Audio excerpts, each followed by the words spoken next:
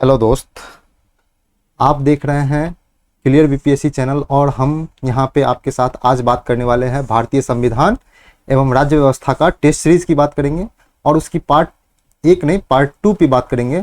Part 1 हम लोग का हो चुका है, तो आप लोग जाकर के पार्ट 1 देख सकते हैं। हम आपका आई कार्ड में डाल देना है, आप आई कार्ड में जाकर के पार्ट 1 देख सकते हैं। अगर आप 67वीं बीपीएससी की तैयारी कर रहे हैं या 68वीं की तैयारी कर रहे हैं, क्योंकि 68वीं की एग्जाम 8 जनवरी 2023 को डेट कैलेंडर आ चुका है। अगर आप नहीं देखे हैं तो इसके लिए टेलीग्राम चैनल ज्वाइन कर लीजिए क्लियर बीपीएससी के नाम से। यहाँ पे आपको मिल जाएगा सारा चीज़ इन्फॉर्मेशन। यहाँ पे डेली करंट अफेयर के साथ साथ आपको हिंदी और इंग्लिश में न्यूज़पेपर का कटिंग और एडिटोरियल भी डाला जाता है, जो मुख्य परीक्षा के लिहाज से बहुत ही इंपॉर्टेंट है। साथ में आप नए आए हैं तो इस वीडियो को शेयर कर दीजिए और क्लियर बीपीएससी यूट्यूब चैनल को सब्सक्राइब कर लीजिए और अपने दोस्तों के साथ शेयर कर लीजिए ताकि हमारा बात ज़्यादा लोगों तक पहुंच पाए। तो आप 68वीं की तैयारी कर रहे हैं या 67वीं की जो एग्ज़ाम देने वाले हैं, इसके लिए हम एक करंट अफेयर का सीरीज स्टार्ट किए थे। उसमें हम लोग अगस्त 2021 से लेकर के अगस्त 2022 तक का 13 महीने का करंट अफेयर हम राष्ट्रीय अंतर्राष्ट्रीय के एक साथ और बिहार स्पेशल का एक साथ हम टोटल वीडियो मंथली वाइज किए हैं। आप लोग नहीं देखे हैं तो हमारे वीडियो पे जाके हमारा वीडियो सेक्शन में चैनल पे वीडियो सेक्शन में जाकर के देख सकते हैं, वहाँ पे आपको मिल जाएगा। साथ में कुछ हम मेंस का टॉपिक का भी बात किए हैं और हिस्ट्री का जो करंट अफेयर टेस्ट सीरीज है, हिस्ट्री का जो टेस्ट सीरीज है उसकी भी बात किए हैं। उसकी हम 4 पार्ट पे चर्चा कर चुके हैं। हो सकता है तो हम लोग फिर से हिस्ट्री पे चर्चा करेंगे। फिलहाल आज हम लोग भारतीय राज्य व्यवस्था एवं संविधान के टेस्ट सीरीज पार्ट 2 पे बात करेंगे। आज पार्ट 2 है। आप फेसबुक और इंस्टाग्राम क्लियर बीपीएससी के फेसबुक और इंस्टाग्राम पेज को भी लाइक और फॉलो कर सकते हैं। तो चलते हैं, देखते हैं कि आज कौन कौन सा क्वेश्चन एग्जाम के लिहाज से महत्वपूर्ण हो सकता है।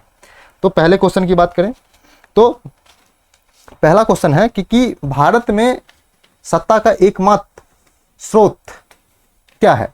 तो ए संसद, बी न्यायपालिका, सी संविधान, डी जनता, ई उपयुक्त में से कोई नहीं और उपयुक्त में से एक से अधिक। तो हम लोग देखते हैं कि क्या है।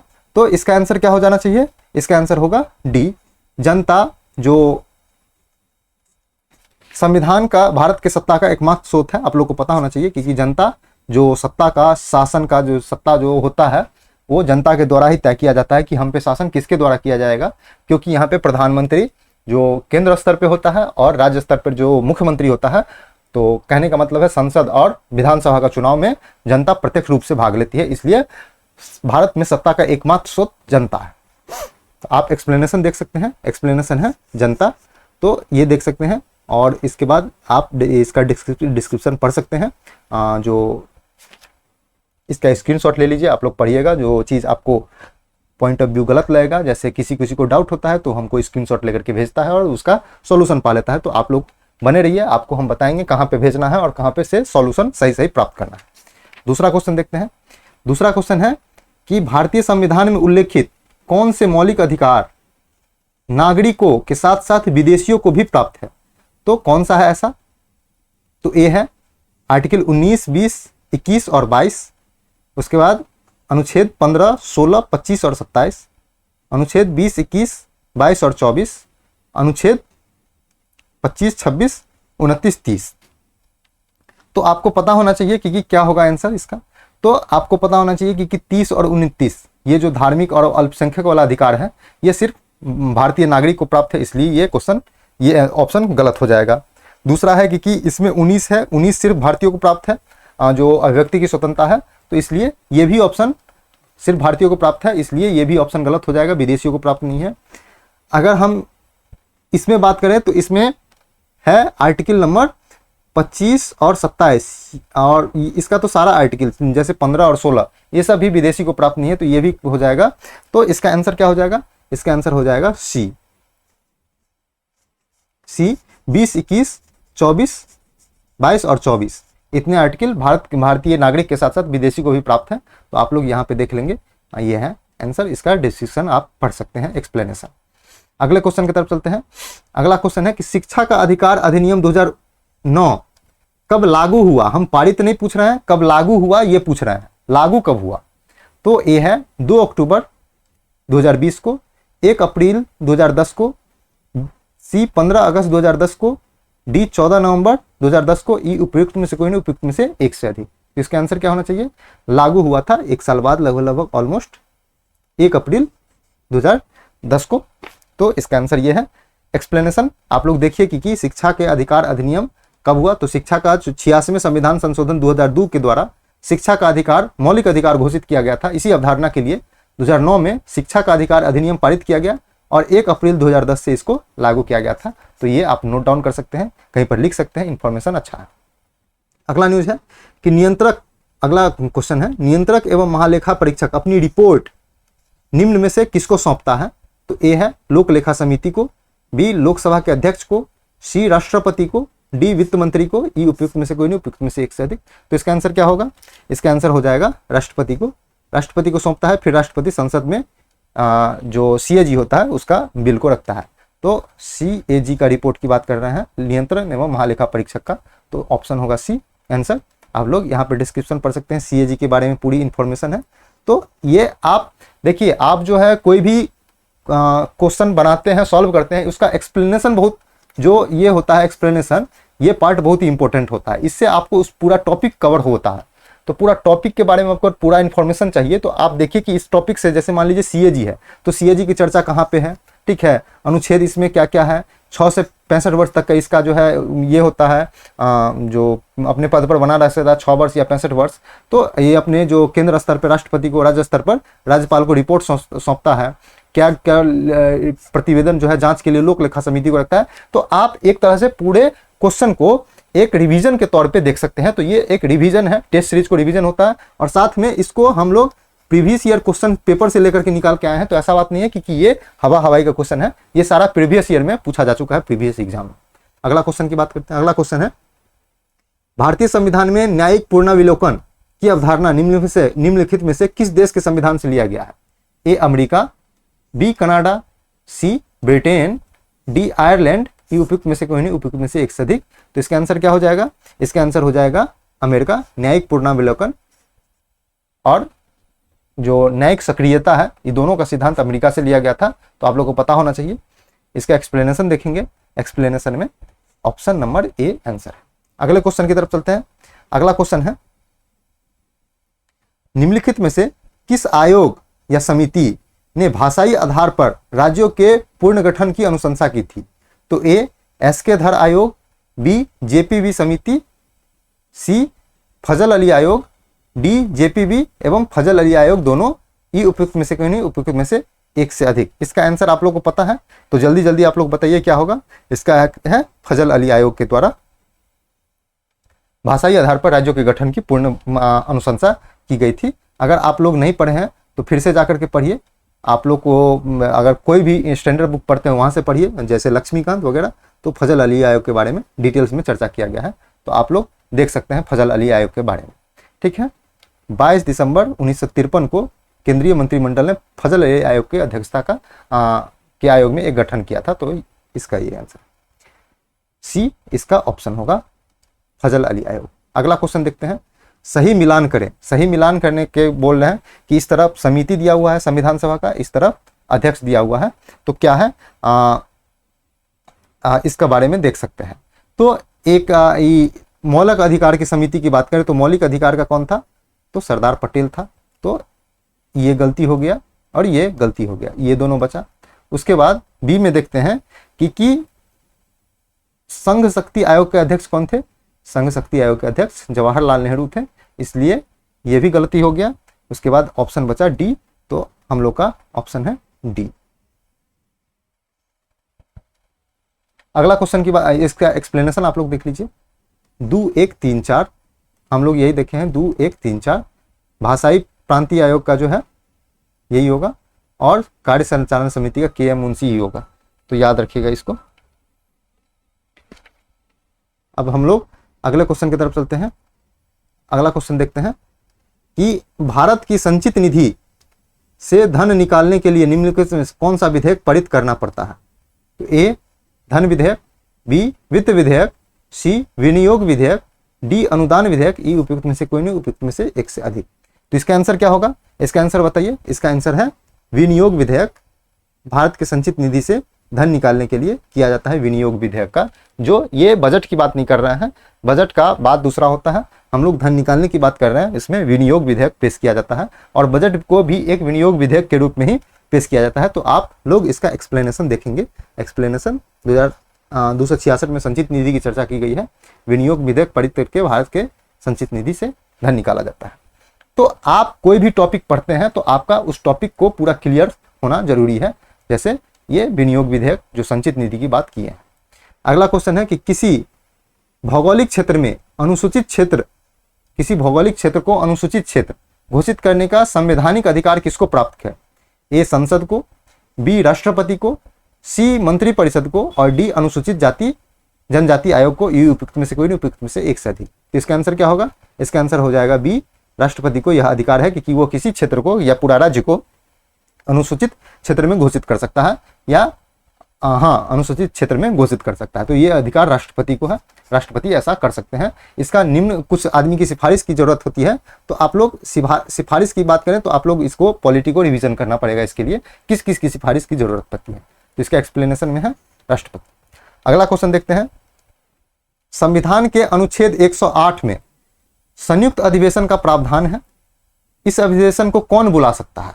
ए राष्ट्रपति, बी प्रधानमंत्री, सी लोकसभा अध्यक्ष, डी लोकसभा के सदन के नेता। ई उपयुक्त में से कोई नहीं, उपयुक्त में से एक से अधिक। तो इसका आंसर क्या होना चाहिए? इसका आंसर होगा राष्ट्रपति। संयुक्त अधिवेशन की बुलाहट जो है सिर्फ राष्ट्रपति करते हैं, तो आप लोग को आंसर पता होना चाहिए, राष्ट्रपति ही बुलाता है संयुक्त अधिवेशन। हम लोग इसका एक्सप्लेनेशन देखते हैं। एक्सप्लेनेशन में 108 में दोनों की संयुक्त अधिवेशन की, आर्टिकल 108 में संयुक्त अधिवेशन की चर्चा की गई है। तो आप लोग याद देख सकते हैं, धन विधेयक और संविधान संशोधक विधेयक को छोड़ करके सिर्फ साधारण विधेयक पे ही संयुक्त अधिवेशन की बुलाया जाता है। तो इतना बात याद रखिएगा, धन विधेयक को, संविधान संशोधन विधेयक को, इससे कोई मतलब नहीं है। सिर्फ साधारण विधेयक पे ही जो संयुक्त अधिवेशन है उसको बुलाया जाता है। तो अभी तक 3 बार संयुक्त अधिवेशन बुलाया गया है।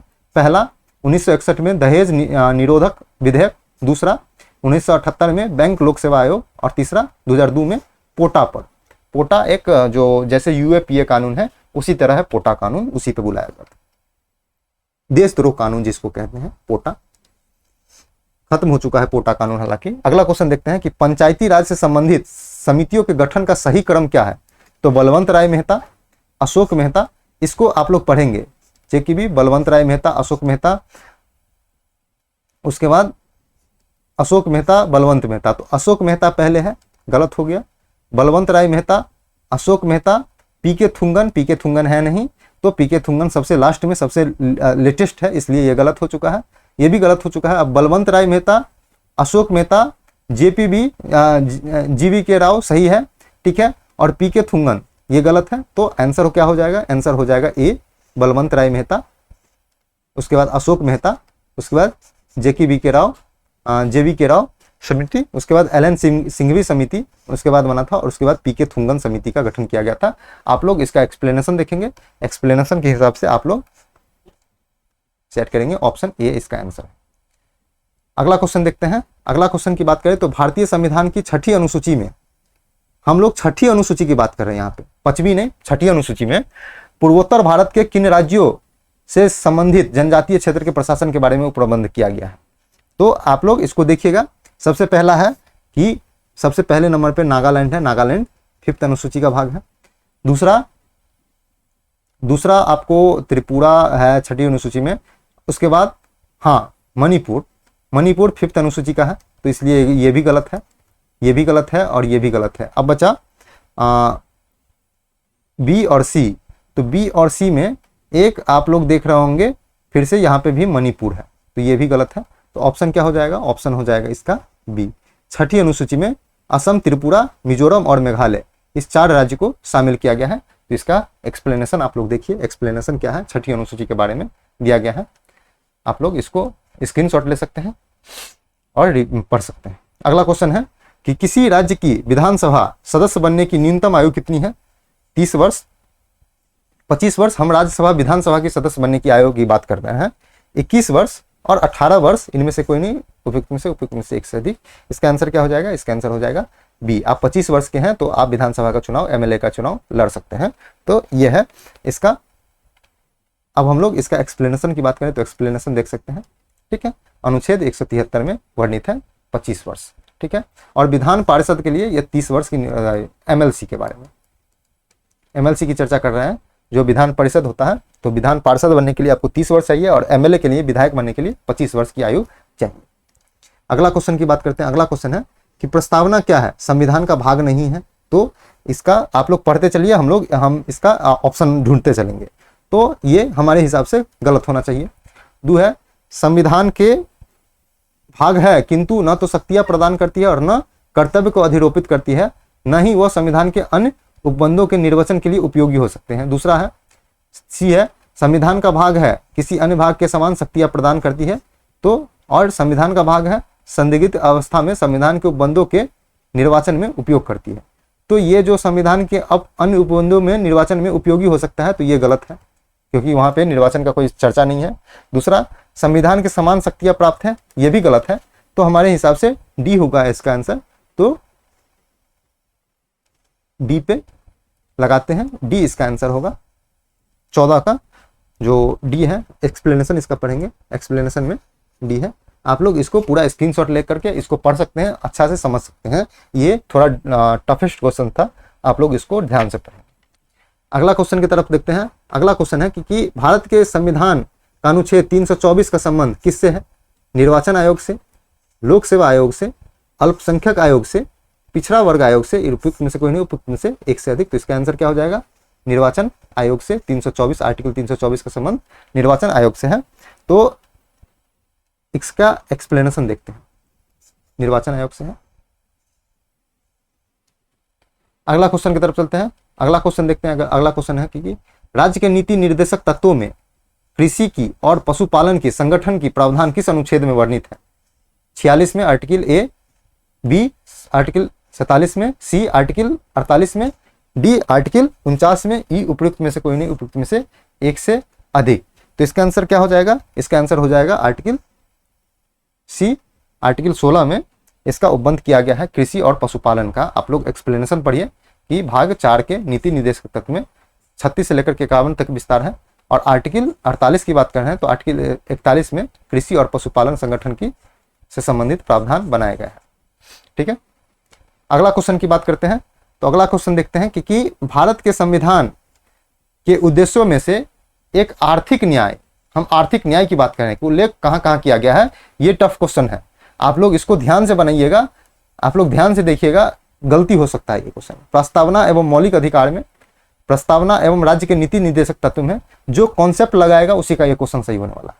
सी मौलिक अधिकार एवं नीति निर्देशक तत्व में, डी प्रस्तावना मौलिक अधिकार एवं नीति निर्देशक तत्व तीनों में, ई उपयुक्त में से कोई नहीं, उपयुक्त में से एक से अधिक। इसका आंसर क्या हो जाएगा? इसका आंसर हो जाएगा प्रस्तावना एवं नीति निर्देशक तत्व में। नीति निर्देशक तत्व में आर्थिक न्याय के संबंधित बात बहुत सारा की गई है। तो आप लोग अगर डीपीएसपी नहीं पढ़े हैं तो आप लोग फिर से पढ़िए, और नहीं तो इंतजार कीजिए, हम आपके लिए संविधान का भी प्रोग्राम लेके आने वाले हैं, तो आप उसको देखिएगा, आपको समझ में आ जाएगा। तो इसका आंसर हो जाएगा बी। आप लोग एक्सप्लेनेशन देख सकते हैं, ठीक है, एक्सप्लेनेशन में बी है आंसर। अगला क्वेश्चन देखते हैं। अगला क्वेश्चन है उच्चतम न्यायालय द्वारा अब तक की सबसे बड़ी खंडपीठ किस वाद की सुनवाई के बाद गठित हुई थी? किस विवाद के बाद की बात कर रहे हैं? अभी जो आर्टिकल 44 है, जो समान नागरिक संहिता है, उस पर खंडपीठ, बड़ी खंडपीठ बनाने की बात कर रही है। इसलिए ये क्वेश्चन इंपॉर्टेंट हो सकता है क्योंकि भारत में अब तक का इतिहास में सबसे बड़ा जजों की खंडपीठ कौन सी थी, किस केस के लिए थी? तो A Keshavananda Bharati, B Minerva Mills, C Golaknath वाद, डी शाहबानोवाद, और ई उपयुक्त में से कोई नहीं, उपयुक्त में से एक से अधिक। तो इसका आंसर क्या हो जाएगा? इसका आंसर हो जाएगा केशवानंद भारती। इसमें 13 जजों की बैठक का बेंच बना था, 13 जज ने डिसीजन लिया था। तो आप लोग इसका एक्सप्लेनेशन पढ़ेंगे, 1973 में है, 13 न्यायाधीश का बेंच बनाया गया था। तो आप लोग इसको याद रखेंगे। अगला क्वेश्चन देखते हैं। अगला क्वेश्चन है कि विधान परिषद में मनोनीत सदस्यों की संख्या कितनी होती है? कुल सदस्य संख्या का 1/2 आधा, कुल सदस्य संख्या का 1/8वां भाग, कुल सदस्य संख्या का 1/6वां भाग, कुल सदस्य संख्या का 1/4 भाग, उपयुक्त में से कोई नहीं, उपयुक्त में से एक से अधिक। तो इसका आंसर क्या हो जाएगा? इसका आंसर हो जाएगा 1/6वां भाग मनोनीत होता है। जो राज्यपाल द्वारा मनोनीत किया जाता है 5 क्षेत्र से। आप लोग को पता होगा राष्ट्रपति 4 क्षेत्र से करता है और यह 5 क्षेत्र से करता है। 5वां क्षेत्र क्या होता है राष्ट्रपति के बाद? सहकारिता। याद रखेंगे। तो इसका एक्सप्लेनेशन देखिएगा, क्या चीज से करता है? साहित्य से, विज्ञान से, कला एवं सहकारी आंदोलन से और समाज सेवा से। ये कला एक है और सहकारी आंदोलन और समाज सेवा से करता है अनुच्छेद 171 के अनुसार। ठीक है, 1/6 सदस्य को मनोनीत करता है राज्यपाल। कौन करता है? राज्यपाल करते हैं। इसमें भी दिया होगा राज्यपाल के द्वारा किया जाता है। याद रखेंगे। अगला क्वेश्चन की तरफ चलते हैं। अगला क्वेश्चन है कि निम्नलिखित में से कौन से एक संवैधानिक संस्था नहीं है? तो ए नीति आयोग, बी मानवाधिकार आयोग, सी वित्त आयोग, डी निर्वाचन आयोग। उपयुक्त में से कोई नहीं, उपयुक्त में से एक है। संवैधानिक आयोग का मतलब है, संवैधानिक का मतलब है कि ऐसा आयोग जिसकी चर्चा संविधान में है, जिसकी चर्चा संविधान में है, और ऐसा आयोग जिसकी चर्चा संविधान में नहीं है लेकिन वह कानून बना करके उसका गठन किया गया है, उसको हम लोग क्या कहते हैं? वैधानिक आयोग, वैधानिक या कानूनी आयोग। तो इसमें कौन सा ऐसा संस्था है जो संवैधानिक संस्था नहीं है? तो पहला है नीति आयोग भी संवैधानिक संस्था नहीं है, और दूसरा मानवाधिकार आयोग भी संवैधानिक संस्था नहीं है। बाकी निर्वाचन, वित्त आयोग की चर्चा की गई है संविधान में, निर्वाचन आयोग की भी चर्चा की गई है। तो ऑप्शन इसका क्या हो जाएगा? ई हो जाएगा। उपयुक्त में से कोई नहीं, ये नहीं होगा। उपयुक्त में से एक से अधिक, तो ये है इसका आंसर। बाकी एक्सप्लेनेशन आप लोग देख लीजिए। एक्सप्लेनेशन, नीति आयोग एवं मानवाधिकार दोनों संविधानेतर संस्थाएं हैं, दोनों का उल्लेख संविधान में नहीं है। ठीक है, अगले क्वेश्चन की तरफ चलते हैं और आज का लास्ट क्वेश्चन की तरफ देखते हैं। आज का लास्ट क्वेश्चन है कि सूची 1 को सूची 2 से मिलान कीजिए।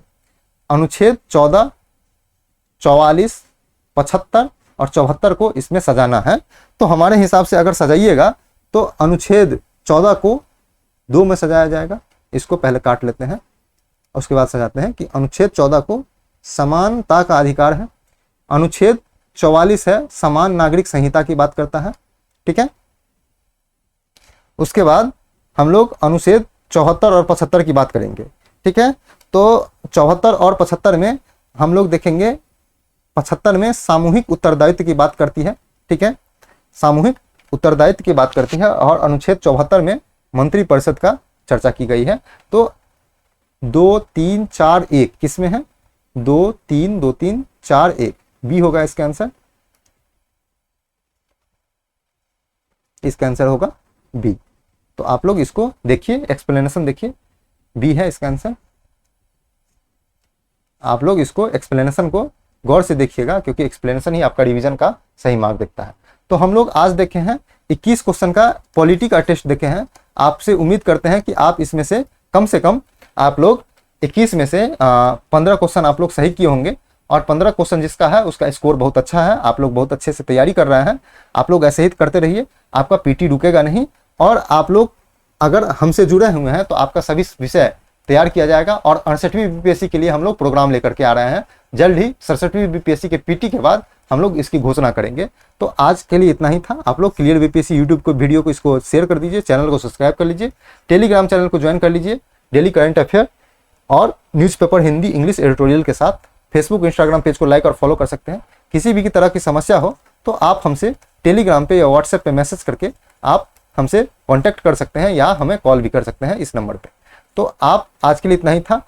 आप लोग देखते रहिए, कल हम फिर से एक कोई टेस्ट सीरीज लेके आके आएंगे, और आपको 67वीं बीपीएससी को टारगेट में रखते हुए इसको तैयार करेंगे। तो आज के लिए इतना ही।